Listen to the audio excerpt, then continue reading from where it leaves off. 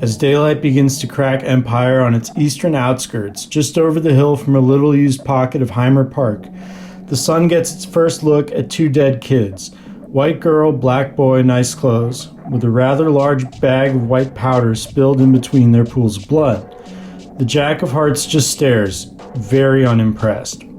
The ace always says that things are rarely what they seem, but in this case it doesn't even look like a drug deal gone wrong. Both were shot in the head and nowhere else, implying neither had tried to run away, even after the first bullet, and a spilled sack of cocaine, not very creative. The whole scene reeks of the worst elements of Empire's cops.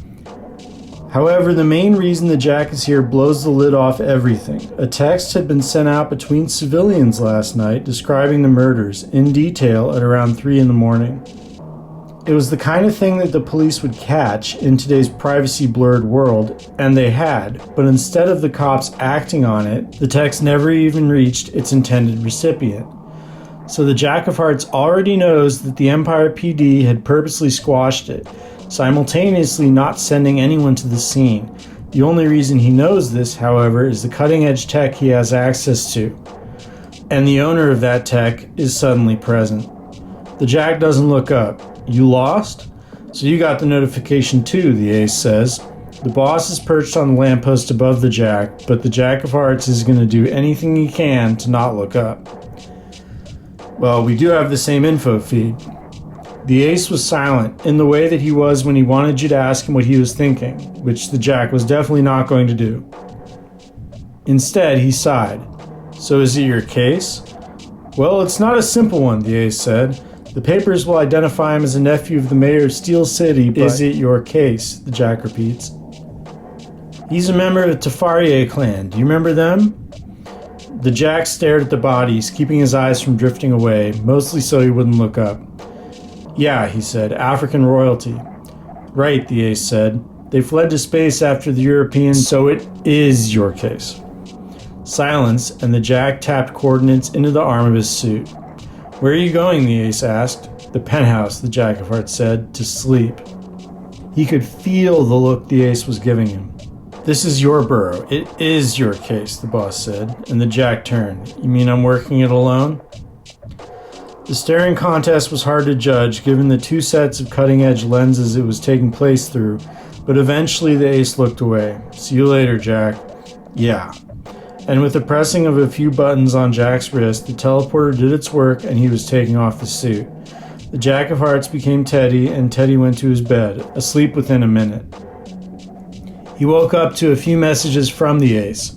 The first was a briefing on the Tafarier case, which had apparently escalated into some sort of interplanetary diplomatic risk. He needed help, was the point of the communication. Yeah, you have people you can call. The real problem for the ace was Teddy's lack of go-getter spirit. How could a superhero turn down a case like this, the ace would be asking. The patriarch always considered big, flashy missions to be the fun ones. Teddy might have at some point, back when he was younger. More idealistic, more gullible. Yeah, Ace, let's team up with ourselves in another dimension. Let's go to the center of the earth. Can I sit up front? But that was a long time ago. The crazy ones were the ones he avoided now. He'd watched friends fry on the sun itself, disintegrate in vats of acid. Case in point, the first Jack of Clubs had died under four-dimensional torture in a Merman Mafia dungeon, years after his replacement had taken over. A valiant death, maybe, but was it worth it? And the Suicide Jack, let's not even go there. Point being that after one sees firsthand the collateral damage that happens when you go after the big ones, it doesn't seem quite as... Well, there's a reason Teddy had lasted the longest as a Jack. And, despite what everyone whispers to each other, it's not because Hearts is the quietest burrow in Empire.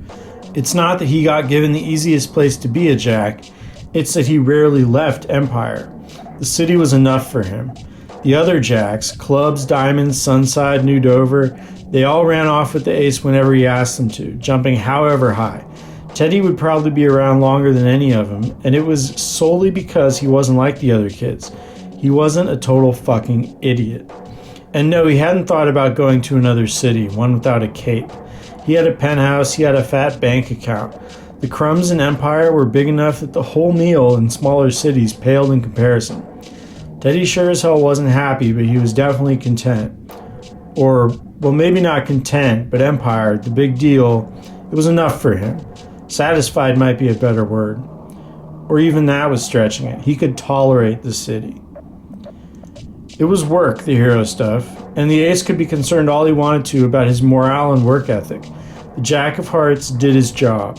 In fact, he probably did it better than the rest. Bad guys were always escaping from the full house, and catching them was pretty much the only reason the Jack of New Dover had been anointed. Everyone loved Sarah, but she usually needed help. The Jack of Diamonds, like the queen before him, was showy to a fault. Sunside was, like her suburbs, out of control, a little too brutal for anyone's comfort, and clubs, well, he was Ace's boy, with all the negatives that entailed.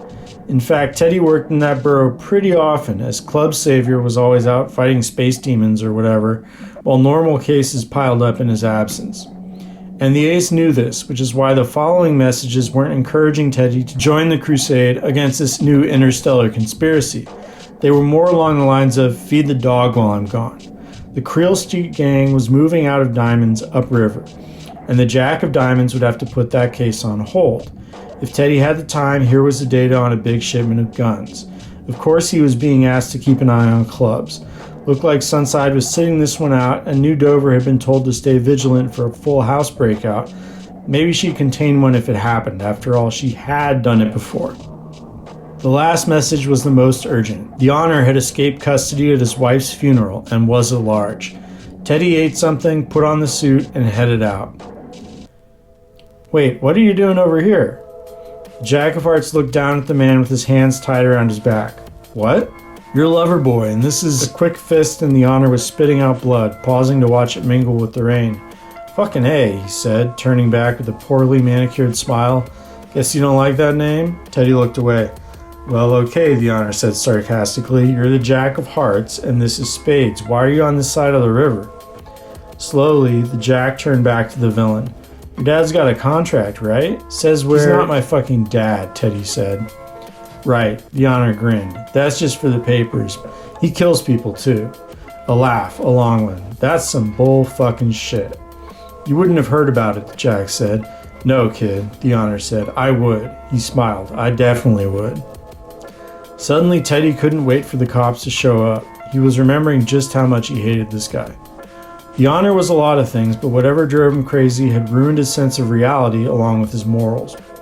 The brilliant Judge Gavin Ellison had been back in his crime-fighting days, had given way to the kind of guy that would go right to the place he had been caught after his last escape. The same exact spot, as soon as he tasted freedom. The BBQ restaurant he had once frequented, also back in that golden age. Which, to be fair, was something a lot of criminals did. Go see their family every escape, say. But a high-profile supervillain? He hadn't even put up a fight when the Jack of Hearts had walked in. Let me finish these ribs, he had said, before his face was buried in them. Just then, Teddy realized that the Honor couldn't go to Full House.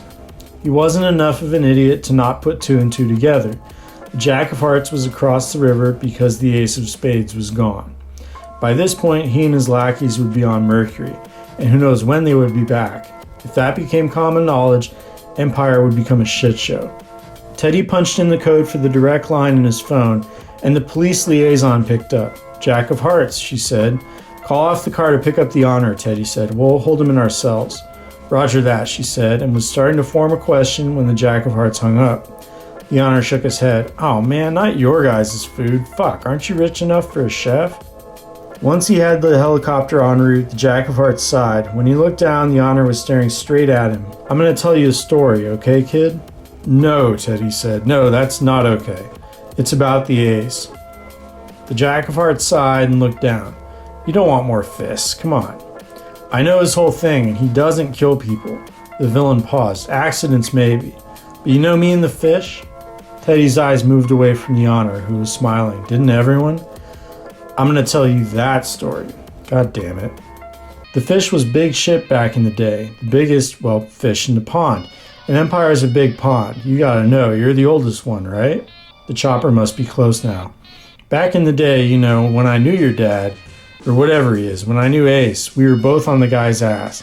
Ace in the dark, me in the light, you know, that was how things were. This was before you guys had your deal with the cops, so they were breathing down my neck on it too. Teddy turned back to the honor. I got a question for you. What is it? The villain asked. How'd you do whatever you did as a judge? The honor looked up. You know what a judge does, kid? Eventually, the Jack of Hearts shrugged. Fair enough. Anyway, we put a lot of effort into the investigation, the fish investigation. I'm talking to my DAs and all that. We get good cases together and guys are starting to flip, and then the honor paused. We called it the cull. I heard about it, Jack said. Fish literally has his top guys kill his low-level guys, then kill each other. And our case is pretty much done. There's no one to fucking investigate, right? The honor pauses, except there was, because the fish never died. Teddy dodged his eyes, which were fixed skyward to the perp. Didn't the fish, the honor was smiling. We thought he did. We all thought he did. But the dead guy wasn't the fish. A shaking head. He didn't off himself at all. And that's where my story begins, see? Not old Gavin. We know I'm not him anymore. The man laughed. Yeah, that was a long time ago. This is about the honor. Jack of Hearts squinted. What do you mean the fish didn't kill himself? That was one for the papers. And you know how I retired and all that? Sure. I didn't fucking retire. I got paid off budget, some accounting trick, and I went after the fucker. Teddy stared. The whole story was that Gavin Ellison, shining star of law enforcement, went crazy after the fish case imploded. And everyone knew that one, so this was probably just some delusion, but still, might be worth a listen, if for nothing else but information. The Jack of Hearts had this thought as the signature sound of their chopper's blades arrived on the scene, chair already dangling from the rope as it drew near. Right, Teddy said, and pulled the honor up. Soon enough, they were both in the cabin, hurtling through the air towards the nearest transfer point. The honor was looking sideways at the view. And? The Jack stared. Slowly, the criminal turned to the hero. And what? I want to hear it, Teddy said, although it pained him to say that. Asking for some crazy speech was pretty low. The honor's smile was grotesque, all theirs were, but then he started in. Well, he skipped town, obviously. The cull had gotten him his headlines, right? And he'd gotten plastic surgery. He's living on some island somewhere, for sure. And the Jack of Hearts just stared. I was a detective as a kid, before I went to law school, private stuff, the honor says. So I'm looking at flight manifests, surgeon records, bracing the journalists who wrote the stories, and nothing. At all. He basically existed and then he didn't exist. And eventually I'm thinking lost cause. But then I thought, what if he was never the fish in the first place? What do you mean? Big gut, ugly ass face, that fucking comb over. You could fake all those. So like, what if the guy wasn't any of those things? It's not like we ever had him in custody. So I started reading between the lines. He pauses. I had a friend, rich guy, benefactor of mine. We lost touch during my investigations. Preston Frank, that was his name. Teddy, with his training, managed not to move a muscle. That was who the ace was under the mask. And we would get lunch at this restaurant. Wait, that restaurant, the honor said, pointing towards the joint he had just held up. Always had great food, and we would always go there. Changed owners by now, but still got the same cooks. Or one died, but his son's there now. Anyway, there was another guy that ate there, this businessman.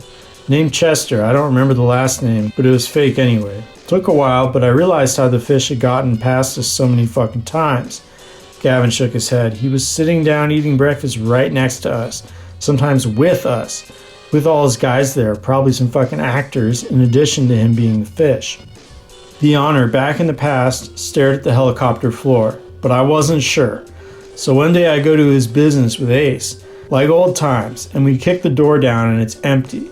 It'd always been empty. Me, Ace, Preston, we all got played for fucking fools. So I says to Ace, I'm gonna kill that fucker. Slowly, the smile crept back. And get this, Ace got quiet. This is back when the whole the Ace doesn't kill thing was pretty big news.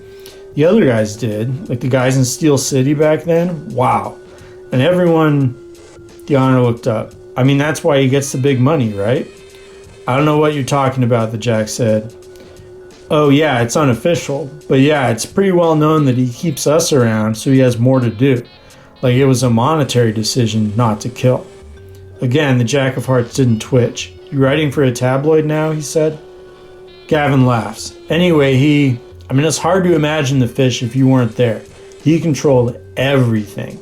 It wasn't a question of is the fish involved, because if he wasn't, the operation wasn't going to last. The way he left Empire, it was almost worse. Teddy cocked his head. How do you mean? Well, normally when a gang goes under, you get the underlings, splitting into other gangs, Gavin said. Other groups come in, everyone fights. It happens a lot. But when there's such a big vacuum, like when the fish left, it's chaos. It's wars for every fucking block.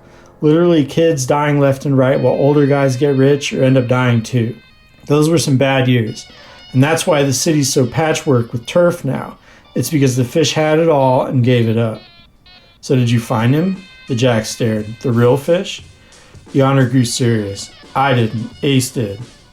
And he was silent for some time. Teddy paused and a connection was made in his mind. Wait, the guy in... Gavin puts his hand to his forehead. Yeah, that was the fish. Holy shit. The Ace, he told me to go to this fucking island. Marguerite. It's a beautiful place, the honor says. And why didn't you just tell... I'm not done, Gavin says, staring at the ground. And nothing is said for a while. The Jack of Hearts realizes they're hovering over the transfer point and have been for a minute. Hold on, we gotta teleport. Put your hands Ace in. Tells me to meet him in this restaurant. Now, I should have known. I really should have known, because what the fuck is Ace gonna do in the restaurant? Sit there eating shrimp cocktail in a mask? But I go there because I trust the fuck, and there he is. Teddy stares. There's the fish. Chester, whatever the fuck. There he is eating something expensive, and then he looks up and his jaw drops, and then he pulls his gun out and the restaurant goes apeshit. Now, Ace told me we'd be going hunting, so I brought my gun too, but everyone's running everywhere because there's only one entrance and an exit, and it's all in the line of fire, so people are climbing out the windows. He shoots a few times and hits this girl, and I'm holding her there, and I have the choice to tie a tourniquet or chase the perp. He runs out the back, but we're on like an old sugar plantation, and there's only one way out, this long road, and I know if I go straight to the garage, I'll get him. She bled out, I think, but we had to get him. Had to. So I took this shortcut, and I'm already there at the garage, in the garage, and he comes in all fast, going to his car like he's on the front page again. And once he gets there, I jump out of the shadows, pistol pointed straight at him. But he's looking backwards like I'll come running in after him. And he bumps into me and his gun goes flying, settles somewhere neither of us can get it. So here I am, standing over this guy, this Chester. And at this point we've proved he's the fish, no question. And I start to think of the fucking kids. That's how he made his money, got his name. Or I don't know why they called him the fish, but his rep. He would sell kids to pimps, and then he ran kid fighting rings. Like dog fighting rings, but with boys. Sex for the girls, fights for the boys, and that was how he climbed the ladder, the scummiest way. And I think of the collateral, right? All those cops, like my friends, my coworkers. I think of all the overdoses, all the dumb kids that worked for him and got killed. All the death, all the evil this motherfucker had done to my city. And I walk over. His lip trembles. Let's make a deal, Gavin. Shut up. And I make sure there are bullets in the chambers. Fine, let's make a deal, I said, and cocked the gun. Which arm you want to lose? He kind of laughs at me, so I choose for him. I hit him in the right shoulder, and he starts screaming, and I've never been more satisfied. After my ears cleared from the gunshot, and I hear him going off like a fire alarm, man, he starts to scoot away with just one arm in his legs, and I follow the fuck. I shoot him in the thigh. He keeps screaming, and I shoot him in a lot of places. I saw the autopsy, Teddy said. Yeah. The honor grins. Did a number on him. Then I get down on my hands and knees and start twisting his arms, and I mean, I'm in heaven. This is where I knew violence was the answer, my answer. And then a very, very long pause. He stops breathing. He's already dead, or maybe he was still alive, and I feel a hand on my shoulder. It's a big hand, strong grip, and I look up and it's Ace. At this point, there's a lot of people in the garage, right? And I just brutalize this guy in front of them. I smile at Ace because we put all this work in and shit, and then he punches me in the mouth. I look up at him, and he does it again, and I have no idea what's going on. This is my friend, the guy I came here to meet, the guy that told me to bring a gun. I remember on the flight there to the island, I asked him if he'd stop me, and he was quiet, just quiet. So then we're in the garage, and he says it. You monster. And right then I get it. I know I just got fucked. Really, really hard fucked. Look what you've done. Ace reaches back. I mean, he's doing the punches for show, right? And I clock him one in the face. He's all master karate, judo, whatever, and I'm some chump. So he probably wasn't even thinking of me as any kind of threat. That's how I get one in, and he goes down. How long you been there, I said. He has a sort of smile as he pushes up off the ground. How long you been standing there? Ace steps towards me. Quiet, scum. How fucking long? You're gonna pay for what you've done, he says, and then it's a hard punch right in the kisser. Lights out. The Jack stares. He doesn't ask if it really happened, because to the honor it obviously did, and Teddy was sure he would stick by it. The Jack of Hearts doesn't move a muscle. I wake up in cuffs, tied to a plane back in Empire, Gavin says. They drug me up with cuckoo drugs in full, and then I go nuts, and there you go. The honor spins a finger next to his head. That's the story. A finger.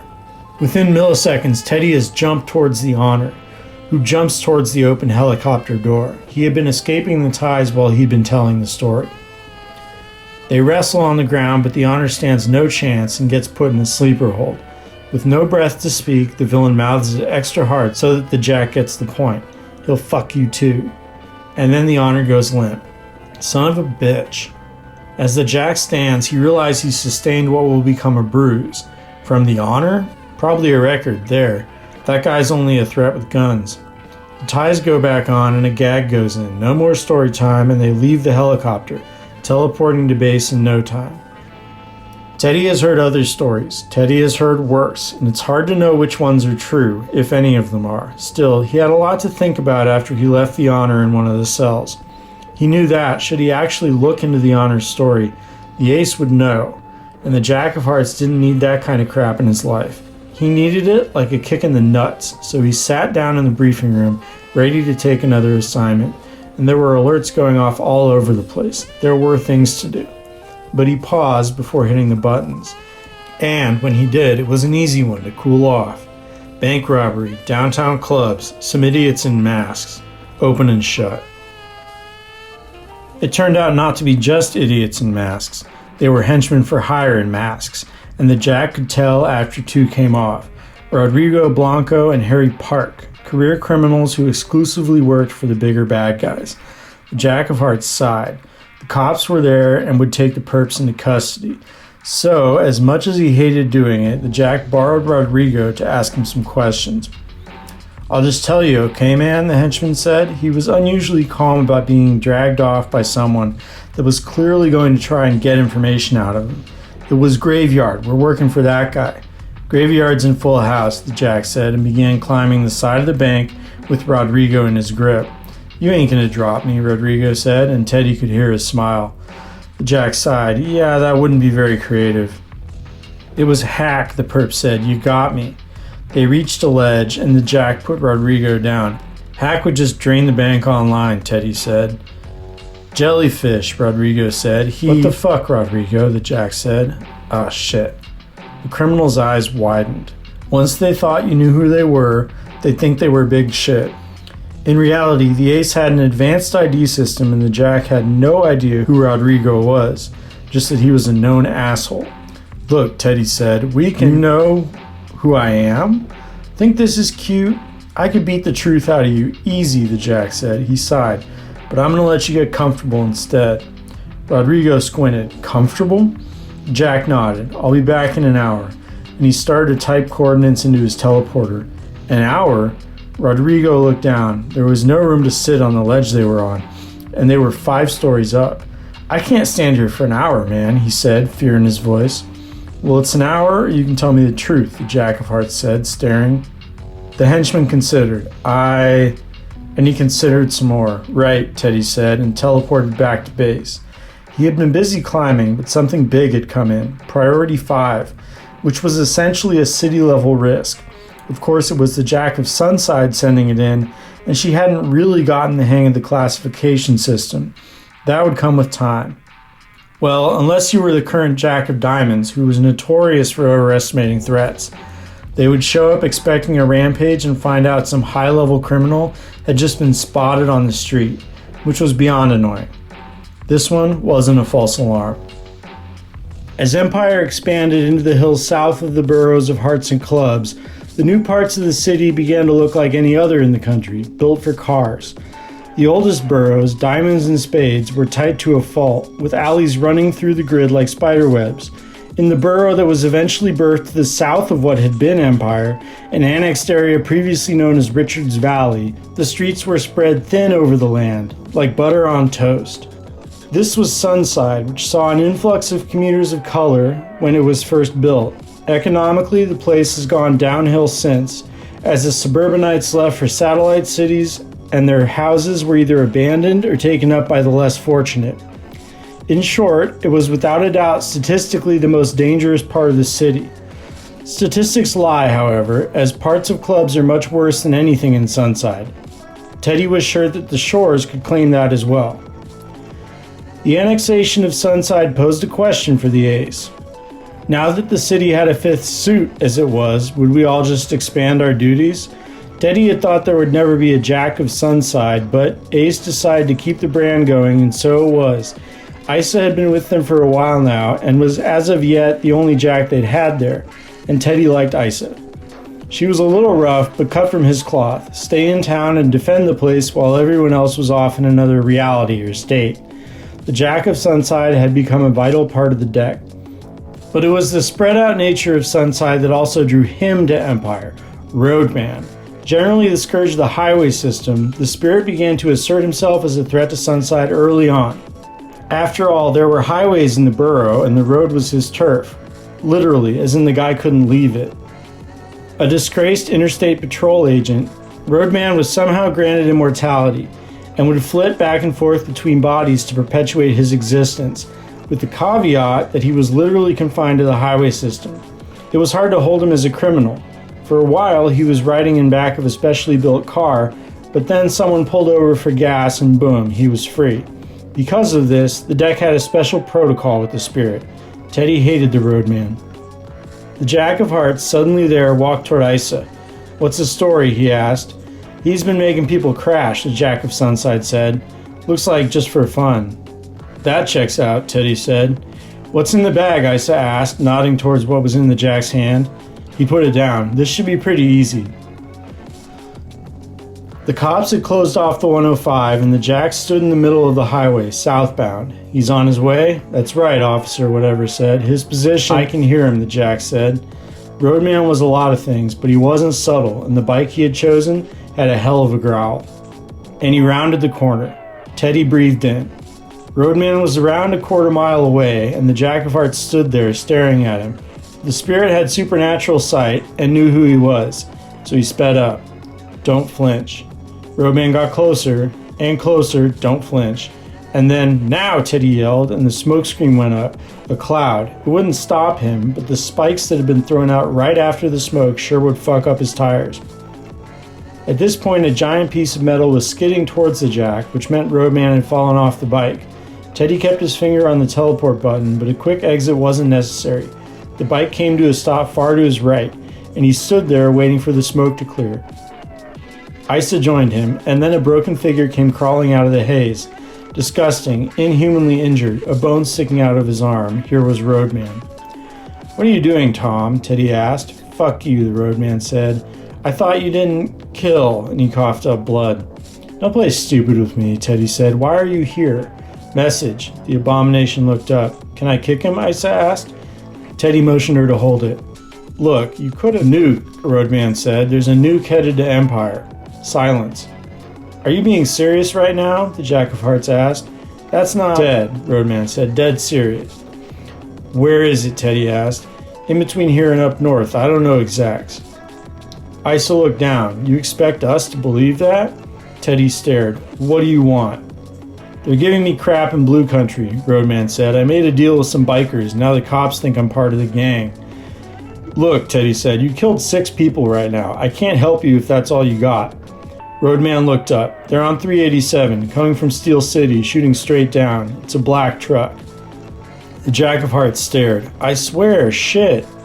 Then Teddy sighed. "Blue Country?" Roadman laughed, a ghastly noise. "Yeah, look, this body's gonna give soon. What are you thinking?" Get out of Empire, the Jack of Hearts said. If the intel's good, we'll call the dogs off. That's what I'm talking about, Roadman said. Teddy nodded to Isa. Now you can kick him. The Jack of Sunside walked over, and the Jack of Hearts walked away as Roadman started to scream. Then the screaming stopped. The spirit was gone. Hey. Teddy turned around, and there was Isa, her world crumbling. Yeah, Teddy said. What's up? She turned her voice to a whisper, but it was a harsh one. What the fuck was that? He was a big problem before. You made a deal with the Roadman? Isa stared. Really? Teddy laughed. Me? You gotta talk to the big guy. I think it's fucked up too. What's the deal? The Jack of Hearts stared at the Jack of Sunside. I'm not sure. Yes, you are, Isa said. You definitely know. Yeah, but I can't tell you, Teddy said, and that's his policy, not mine. But look, he said, Ace and the boys are off doing their shit. Sarah's gonna hold down New Dover. Full House is ripe for a breakout. He paused. So what do we do about the nuke? Isa stared. I don't know. What's the plan? No, Teddy said. There is no plan. And he punched HQ coordinates into the teleporter. Meet me at base and we'll make one. In the half instant during which he caught her eyes, before he skipped out of existence, Teddy saw that Isa had lit up. She had been following orders for so long, direct from Ace, that the opportunity to do anything else was tantalizing. And he knew how she felt. This was terrible, really, having the Ace be out of town when a threat like this was coming down the line. Not good. Still, there was an edge of excitement to having a big one come to Empire, and Teddy being the one running the Situation Room. In a sick, sad way, this would be fun. Back at base, the Jack of Hearts took the suit off, checking his alarms. He would have to call the cops, tell them to get Rodrigo down. That investigation could wait. And, seeing as he definitely wasn't cooking for the honor, the guy would be getting takeout, just not barbecue. The big guys were X-ray visioning the entirety of 387, but it would take them a while to do the whole thing, and, while local cops were supposed to keep everyone from driving off, if the smugglers were smart, they'd be on another road anyway. The plan, which had gotten the nod from Ace, who would be back soon enough if the problem wasn't solved quickly, was that a barrier would be put up around the city, hopefully stopping anyone from getting the warhead within the distance it would need to destroy Empire. This would mostly be the cops, and Teddy had faith that they'd hold the line. Meanwhile, the Jack of Hearts and Sunside were, together, beating the truth out of the city. It became clear very quickly that Teddy was permanently the good cop in their routine. Isa was effective at what Ace referred to as information gathering, torture. And because of that effectiveness, they were, by process of elimination, closing in on who was bringing it in. And it was, indeed, on its way. It was Isa's idea to look at flight manifests, to look for underworld types leaving the city. And a pattern of people getting the hell out of town emerged. At this point, they knew that a message had, anonymously, been shared among the bad guys. Some hadn't believed it, and after Roto showed it to them, Teddy could see why. It seemed like it was written by a 5th grader, which was a good way to throw the deck off lingual analysis. But enough criminals were taking it seriously that Teddy wouldn't feel like an idiot if it turned out to be a hoax. They had knocked on a lot of doors and were leaving Widemouth's illegal casino when Isa said something softly, like she'd been scared to say it before.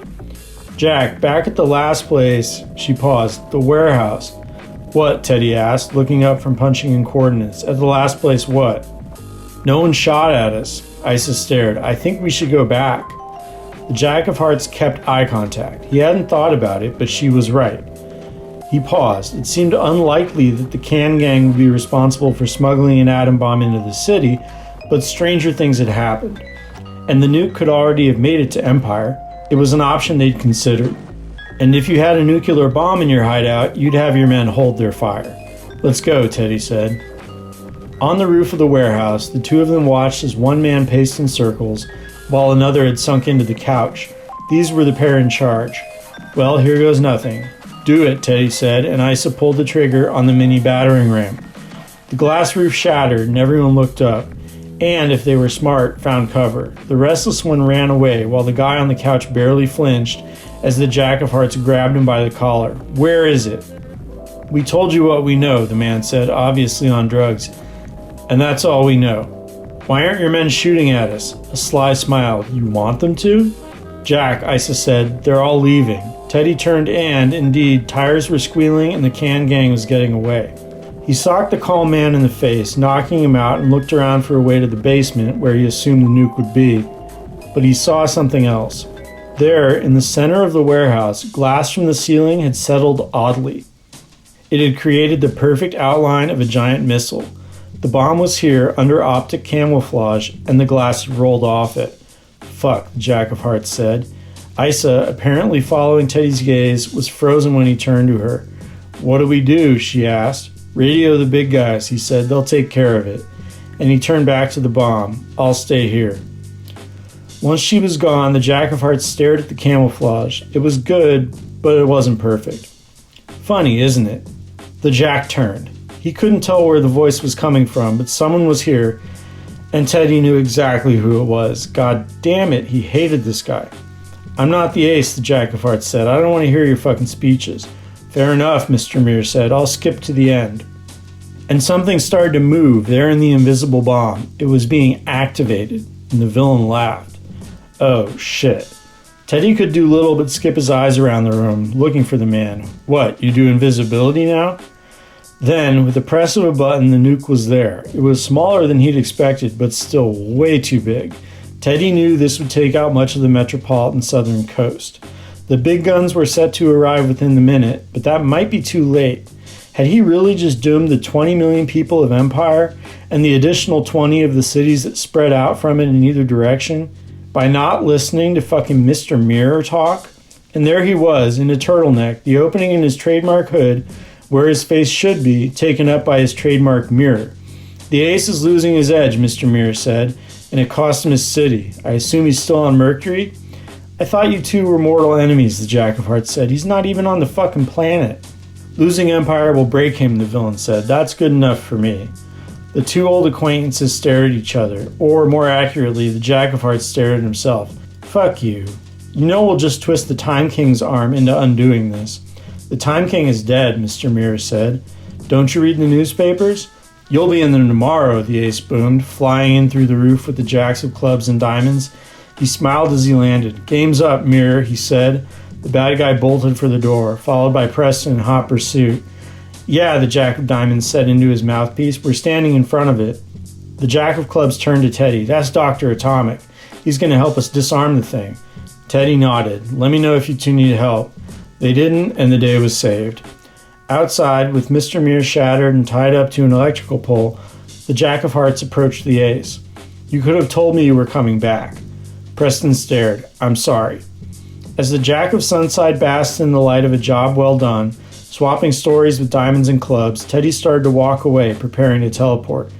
He looked back to see the ace staring in his direction, not at the cops and journalists that were arriving, and he knew that they would be talking later, but not yet.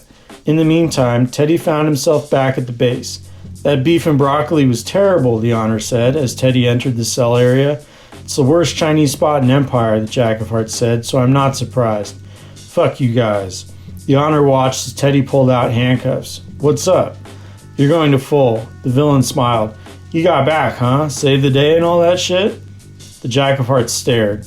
He stared until the Honor almost said something else. Then Teddy turned off the electric barrier, which always shocked the person in this cell as a result. They needed to fix that thing. Put the handcuffs on, the Jack of Hearts said as the Honor stood, and shut the fuck up. It had been a long day, but they were all long days now. Once all the bad guys were transported to Full House and the Jack of Hearts was due to go home and sleep, Teddy hit the teleporter and was suddenly back in his penthouse, but he wasn't alone. You want a drink? The Jack of Hearts asked, taking his helmet off. It was a joke. Even when Preston Frank appeared to be drinking, it was fake. The ace considered himself an alcoholic and had quit decades ago. We need to talk, Ted, the ace said. He was out of his suit, sitting on the Jack's bed in an outfit oddly similar to the one Mr. Mir had been wearing. Teddy would say something, but the ace wouldn't think it was funny. Yeah, the Jack of Hearts said instead. Yeah, we do need to talk. Teddy, however, needed a shot or two and made a line for the whiskeys. This isn't easy for me to say, but... Preston breathed in. You need a new city. There was silence and Teddy turned. I'm sorry, what? I'll give you the best recommendations in the world, the ace says, but I think it'd be best if you left Empire. The Jack of Hearts poured a little too much into a glass and turned. You're firing me. That's not what I said. Preston sighed. You know that What, because I'm not a kid anymore? Teddy laughed. I'm effective, you know that. This wasn't an easy decision, the ace said. My numbers are rock solid. The jack swung a finger towards Preston. You said so yourself.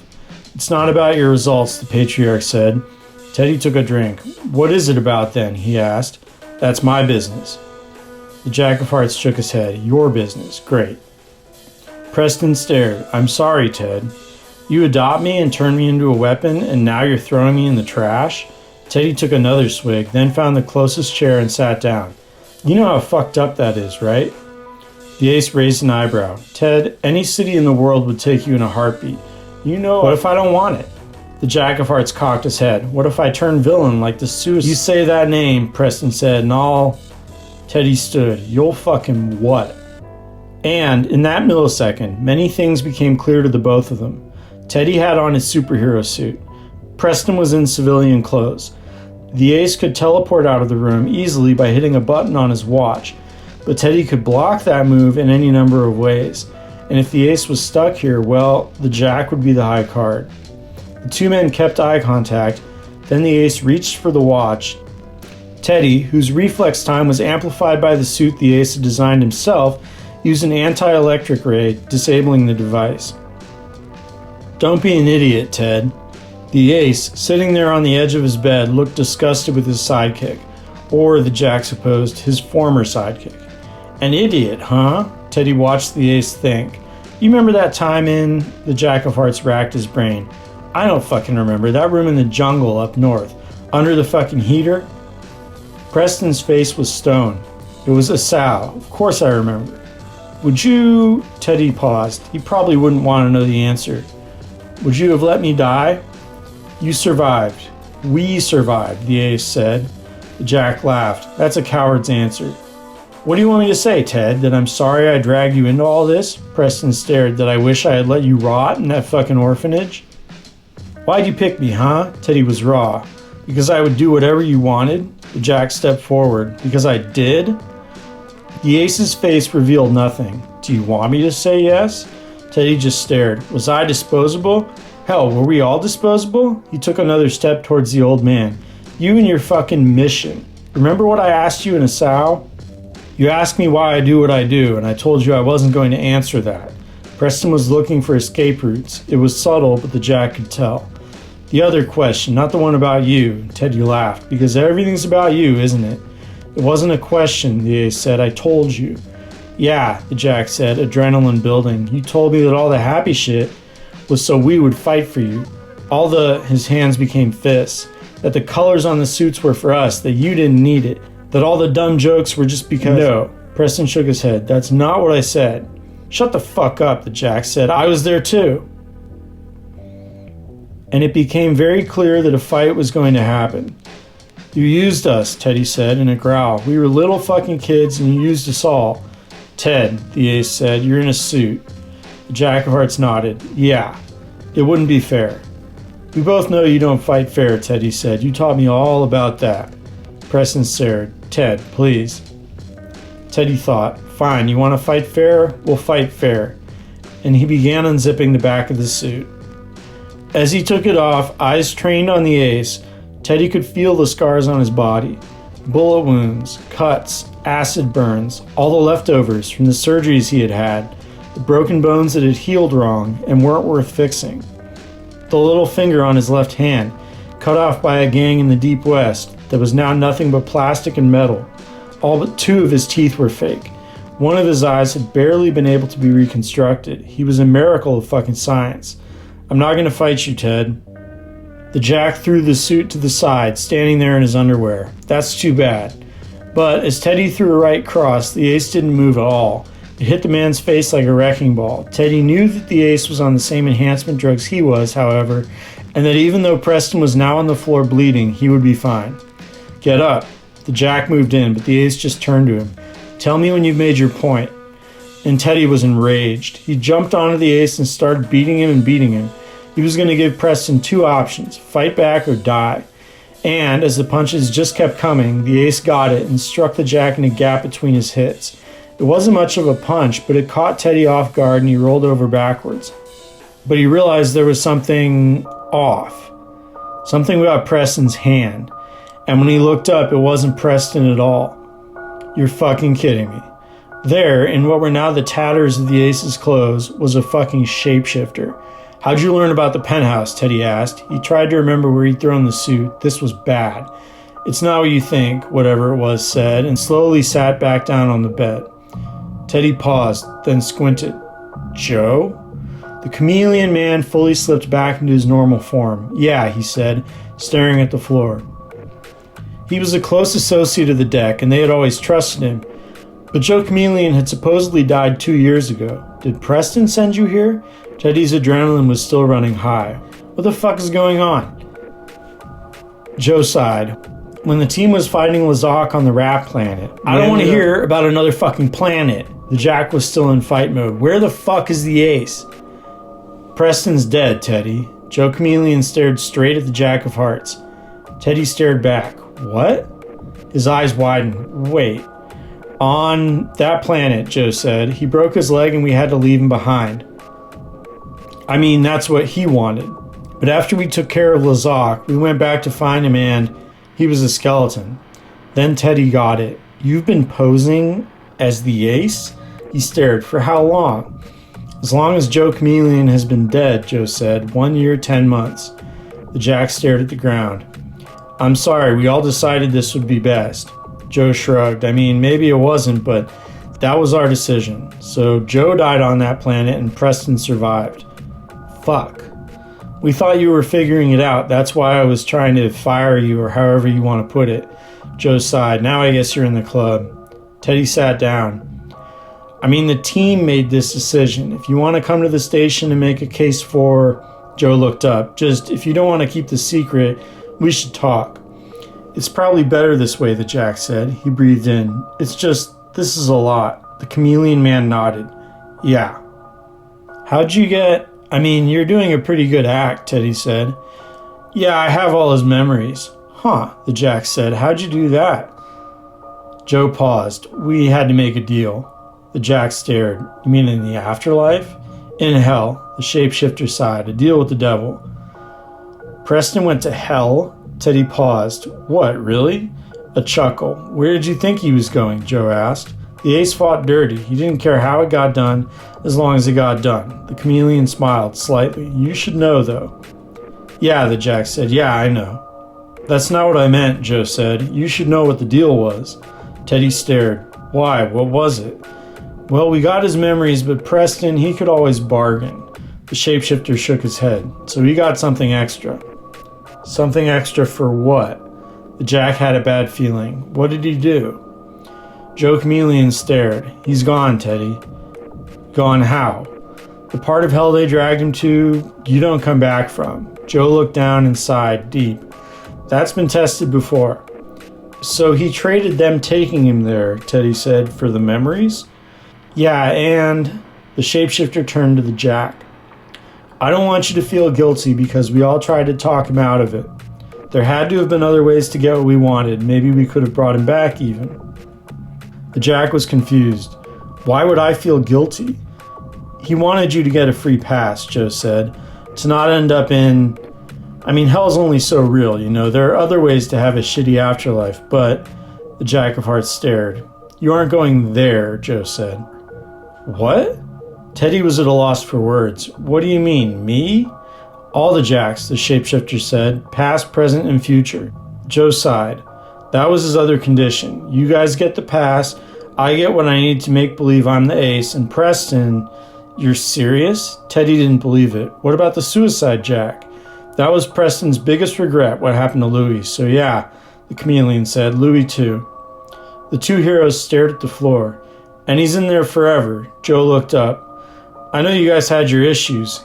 He opened his hands to take in the fighting ring that was the penthouse. I mean, obviously. But that... I mean, it's not like Preston ever made complete sense. His idea of justice was, warped a lot of the time. But that was above and beyond. Teddy said nothing. Eventually, Joe Chameleon stood. And then he changed back into Preston, then spoke in his voice with the man's mannerisms. I should get home. Yeah, the Jack said and paused. I should go to the station sometime soon, too. Talk to people. Take a break, too, the shapeshifter said. He looked down at the busted teleporter and the shredded pants and sweater. I'll get a cab, Joe said, then turned to Teddy. Do you have any spare clothes? This is a long way from Empire, Mr. The Jack of Hearts stared at the woman they had chosen to talk to him. I'll still be calling myself the Jack, he said. Right, she said. I'll be honest, Mr. Jack, we're not that rich of a city. Certainly not on the level of Empire. The woman paused. I don't know how much they were paying you, but... It's fine, Teddy said. I'm looking for a change of scenery, and I know your city needs some help. He motioned to the window. Consider the weather extra payment.